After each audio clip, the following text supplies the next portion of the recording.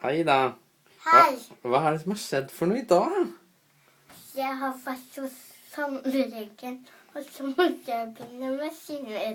Klarer du ikke å si S, eller? Nei, jeg klarer ikke å si S R engang. R heller, da.